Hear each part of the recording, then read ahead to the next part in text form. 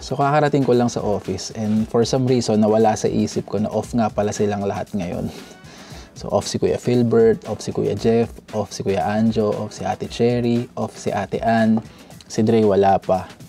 So kaming dalawa lang ni Dre yung tao ngayon sa office ngayong Friday. And for some reason din, ngayon lang nagka-sink in sa akin na meron nga pala kaming daily vlog. And kaming dalawa lang ni Dre yung tao. So I guess mukhang kaming dalawa lang ni Dre yung mapapanood nyo sa vlog for today. And yun nga, since wala ngang tao dito, mukhang kausap ko tong camera na to buong araw.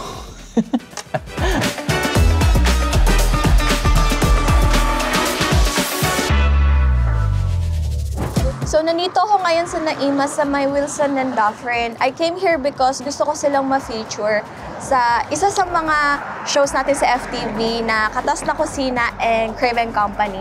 Sa mga hindi nakakaalam, ang Katas na Kusina is hina-highlight namin yung mga storya ng mga chefs doon.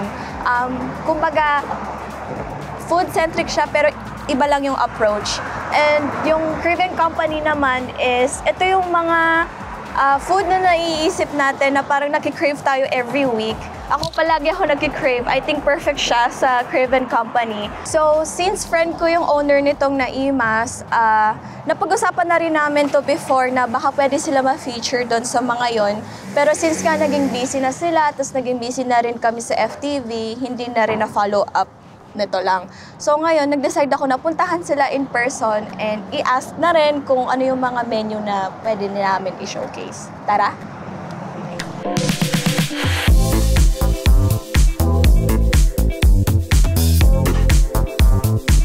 So nandito na tayo sa loob ng Naimas. Unfortunately, wala dito yung friend kong owner. So tinawagan ko na lang siya, sinabi ko na nandito ako. Actually, message ko siya this morning pero hindi nakapag-reply. Pero I think short notice kasi baka busy rin. So, yun ang abangan nyo kung magpapa-feature ba sila o hindi.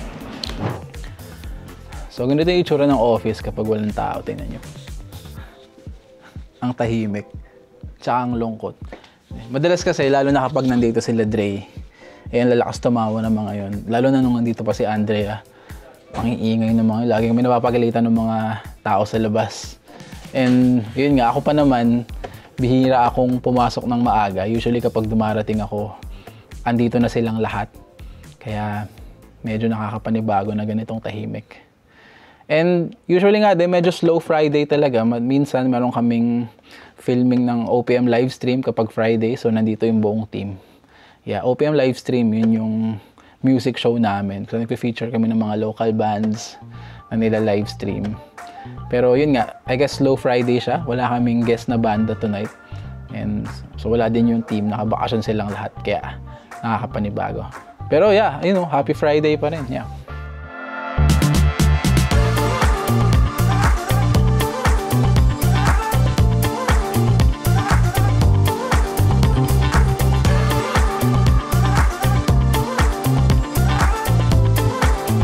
Balik na sana ako ng office, pero na-realize ko na wala pala akong baon na food.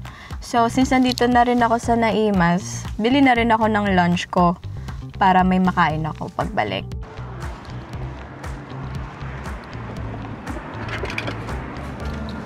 Okay, hello, we're back! So ngayon, i-edit ko yung episode nung The Breakdown. Meron akong guest doon, si Dom Rose. Mag-i-air siya next week. Pero although nakabaon ko siya, naisip ko na i-edit na siya bago ko pa makalimutan kung ano yung mga napag-usapan namin. Kasi minsan kasi pag nag-edit ka, mas maganda na pag na-film mo siya, ma-edit mo na agad habang fresh pa sa'yo yung mga scenario ng mga na-film mo. That way, hindi mo na siya kailangan panoorin pa ng buo para malaman mo kung paano mo siya i-edit according sa magandang story. So yeah, konting storytelling lang. Yung guest ko dun sa Breakdown ng Tuesday, siya si Dom Rose. Basketball player siya. Meron siya yung team owner nung team D-Rose. D-Rose yung pangalan ng team nila. Sumasali sila sa maraming mga Filipino leagues and all. and all that. Makikita mo sila sa mga malalakas na teams dito. So si Dom yung owner ng team na yun. So inimbita ko siya sa show para magkwento ng story niya. Ang ganda kasi ng story niya eh. So si Dom, basketball player siya, and then meron siyang sariling renovation company na sinimulan niya 10 years ago. And ang gustong-gusto ko sa kanya is nabanggit niya doon na lahat ng direksyon niya sa buhay, bago niya pagdesisyonan, kailangan meron muna siyang dalawang purpose kung bakit niya tatahakin yung direction na yun. So, ang ganda lang ng pagkakasabi niya dun sa bagay na yun, and nag-make sense sa akin yun. And yun nga, isa sa mga purpose niya dun sa ginagawa niya, yung basketball team niya, matulungan niya sa buhay. As a owner ng isang renovation company for the last 10 years, binibigyan niya ng trabaho yung mga players niya. Aside from just playing basketball, di ba? Binibigyan niya rin ng hanap buhay. Tuwang-tuwa ako sa mga ganong klaseng storya. And kung isa kang basketball fan, kung isa kang basketball person, di ba? Ito yung mga tao na, alam mo yun, nagpo-personify or nagpapatunay nung saying na basketball is more than just a game, di ba? Lagi namin sinasabi to, and alam namin na hindi lahat ng tao nakaka-relate, di ba? Lalo na kung hindi ka basketball person. Pero ako, tuwan-tuwa akong makarinig ng mga ganong klaseng storya. And yun nga, excited na ako na mapanood yung episode next week. So yeah, edit ko muna.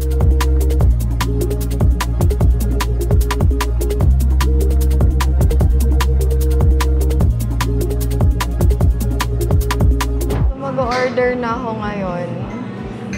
Hindi ko kasi alam kung anong orderin ko. Ang daming choices. Meron silang platter.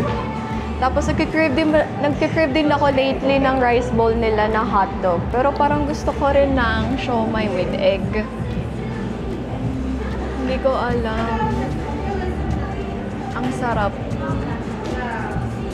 Okay, so baka kumuha ako ng jumbo hotdog with egg. Pero since hindi nga ako kumakain ng sunny side up egg, ipapascramble ko. So, I might get that. Yeah. Jumbo hotdog with egg. So, meron silang sushi bake. 15% off ng Friday between 11 a.m. to 5 p.m. Okay din yun Magandang deal din yun. Sa mga nagkikrave ng sushi bake dyan, punta kayo dito ng Friday ng umaga, 11 a.m. hanggang 5 p.m. So, kung nandito lang kayo around the area, punta na kayo. You don't wanna miss this out kasi sayang eh. Order ako ng isang jumbo hotdog with egg. Yung jumbo hotdog nyo ba dito 3 pieces? 4 pieces na jumbo? Okay, gusto ko yan. Tapos, for our cameraman, order ako ng isang longganisa with egg.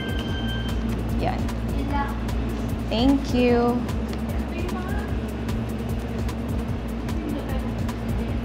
Gaano katagal ate?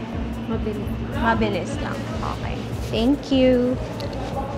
Whenever you're ready. So, nag-order ako ng isang jumbo hotdog with egg and then isang longganisa with egg naman para kay Kyle. So, ayun na, antay na natin. How long yung wait, ate? 5 minutes. Okay, 5 minutes daw. Masaserve na yung food. So, yun. So ngayon pala, pinaplano ko yung magiging schedule ko for the next 2 weeks na. Kasi parang ang gusto kong maging consistent lahat ng show ko. And at the same time, magawa ko siya sa tamang time na hindi mag-overlap sa iba. Kaya gusto ko siyang gawin ahead, di ba? Kasi medyo yung calendar namin dahil sa dami nangyayari, minsan paunahan na lang ng lagay sa schedule para hindi magsapawan ng mga filming days. So yeah, fini-figure out ko, kinakausap ko yung mga magiging guest ko kung anong araw ba sila magiging pwede. And yeah, kung anong oras, mga ganyan. Marami kasi akong tao na kinakausap and then ini-schedule ko talaga siya. Usually, accordingly, kung ano yung magiging itsura ng calendar namin. So, iniisa-isa ko yung mga shows ko. So, next week, meron akong filming ng breakdown. Ito yung basketball show ko na nag-interview ako ng mga local players, mga local hoopers. And then, meron akong ISO. Ito yung medyo short doc style, medyo cinematic yung pagka-take. Yun yung mga shows ko na ginagawa ko weekly na tinatry ko maging consistent. And then, meron din akong mga naka-line up na break muna ng mga produkto ito na i-feature para sa break muna namin na show. Yeah, so tinatry kong i-plan accordingly, depende sa calendar namin. So, occasionally ko chine-check yung calendar namin and kakausap ko yung mga guests ko para maging consistent ka sa mga show mo talaga, mailabas mo weekly kasi gusto kong makapag-produce as consistent as possible kasi yun naman talaga yung dapat dito sa amin. Honestly, para sa akin, ang pinakamahirap is yung scheduling ng tao kasi minsan nag-a-adjust ka sa schedule ng guest mo, lalo na kung yung show mo is laging kailangan meron kang guest like mine. So yun yung isang mahirap, scheduling conflicts. Syempre hindi lang sa guest, kami din internal, merong naghihiraman kami ng gamit syempre, or yung gumagamit ng studio, nagkakapato, ito lang yung pwedeng mga time. So para sa akin talaga, ang pinakamahirap para maging consistent is hindi yung work hindi yung work, hindi yung filming, hindi yung edit, is yung pag-schedule ng mga guests natin. So yun yung pinapractice ko or tinatry ko na gawin talaga ahead. Kung kinakailangan magbangko ako, I would do. Kung kailangan multiple episodes yung ma-film ko sa isang week para lang masunod ko yung schedule ng mga guests namin. But as long as hindi ko rin natatapakan yung schedule ng mga co-workers ko. So yeah, yun, pinapractice ko pa yung ganong klaseng habit na ini-schedule ko siya ahead. Yeah, yun yung gagawin ko. So maglilista muna ako ng mga gagawin ko tapos ilalagay ko siya sa calendar.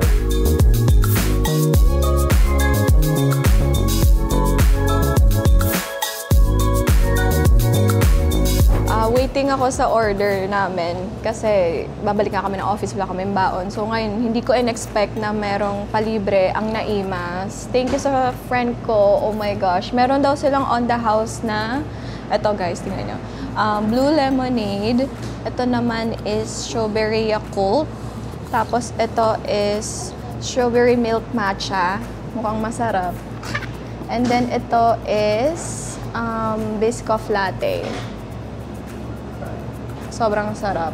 And then, of course, hindi mawawala. Nag-serve din sila nitong libreng Filipino street food in a box. So, ito daw talaga yung kilalang ino-order dito. So, kumbaga bestseller nila dito sa restaurant nila.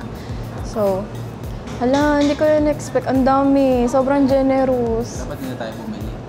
Yan nga, nabili tuloy kami ng food ng di oras, pero hindi, okay lang yun. So kung gusto nyo matry tong mga to, punta lang kayo dito sa Naimas sa may Wilson and Dufferin. And if you need more information, punta kayo sa social media accounts nila sa Instagram and Facebook, I guess meron din sila. So yun, sobrang sarap, nakakatuwa. Thank you Kim and Rex sa palibre nyong food dito sa Naimas.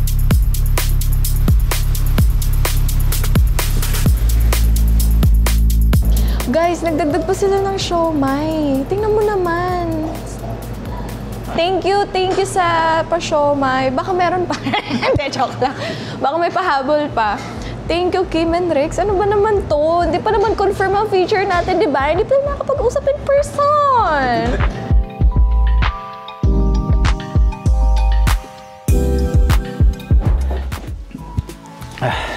So habang nagliligpit ako ng mga gamit, bigla ko lang naisipan na magbigay ng recap ng mga nangyari sa FTV ngayong week. Kasi nga Friday na, di ba? Tapos na yung weekend na. So, yeah, ano nga ba yung mga nagganap dito sa FTV ngayong week? So, nung Monday, merong filming si Ate Cherry para sa Next Gen Youth Summit. So, nagkaroon siya ng piece doon. Si Kuya Philbert yung nag-camera. And then, nung Tuesday naman, merong creative concept si Kuya Anjo about circumcision. So, yeah, meron siyang piece about sa video na yon. Medyo interesting, nakakatuwa yung video na yan.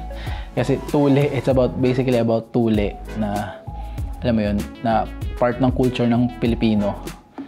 And then, at the same time, nung Tuesday morning, pumunta kami ng Toronto. Ako, si Kuya Philbert, tsaka si Ate Cherry para i-film yung bagong lalabas na show ni Ate Cherry. It's gonna be a health-related show. Hindi ko pa pwedeng sabihin. Abangan nyo na lang yung lalabas. And show siya ni Ate Cherry. So, for sure maganda siya. Si Ate Cherry yung gagawa eh. And then, that same night, Tuesday night, meron akong breakdown. Meron akong filming ng The Breakdown na meron din akong guest. And nung Wednesday naman, we have yung immigration at iba pa ni Attorney Jake at Ate Jean. Bago nga pala yung set na yun kasi bagong season. And then nung Wednesday din, meron din filming si Kuya Philbert at si Ate Cherry sa Varley Art Gallery. Yan, gumawa sila ng piece about dun sa art gallery na yun. Maganda yun, on the spot yun pero ang ganda ng kilalabasan. And then, yung mga paborito nating Tita Salita. Bago din yung set nila, bago yung season. So, check out nyo yung Tita Salita. And then, nung kinagabihan nun, meron ding filming ng Barber's Cut sila, Kuya Philbert, Kuya Anjo, tsaka si Warren.